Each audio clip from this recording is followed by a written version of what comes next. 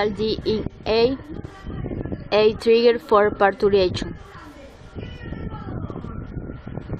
Definition: in 1998, Louis et al. One observed cell-free fetal DNA in maternal plasma at concentration of 3.4 to 6.2% of the total cell-free DNA in plasma, along with a dramatic increase in level of cell-free fetal DNA between early and late gestation.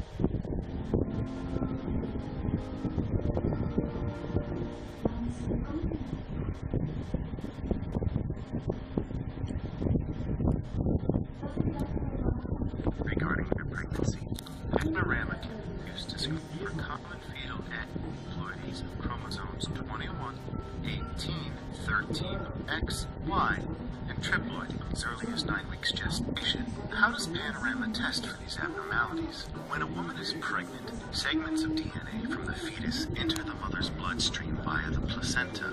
So, all the panorama test requires is a simple blood draw from the mother. Once the lab receives the sample, the DNA is amplified on a sequencing machine, which allows for analysis of the specific parts of DNA that are unique to each person. These parts are called single nucleotide polymorphisms, or SNPs. The panorama test looks at SNPs from both the mother and fetus.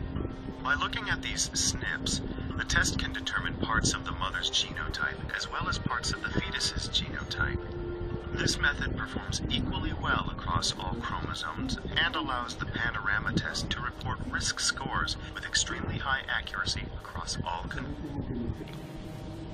Relationing between increased level of cell-free fetal DNA at parturition is the observation that pregnant women who deliver prematurely were found to have twice the level of cell-free fetal DNA as compared with women in a control group for those with threatened preterm labor.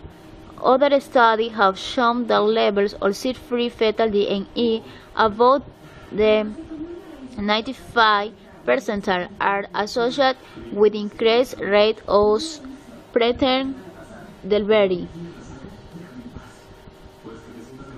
Event that cause. This event also stimulates the activity of matrix metalloproteinases and the release of uterotonins, leading to cervical pain, membrane rupture, and pelvic myometrial contraction.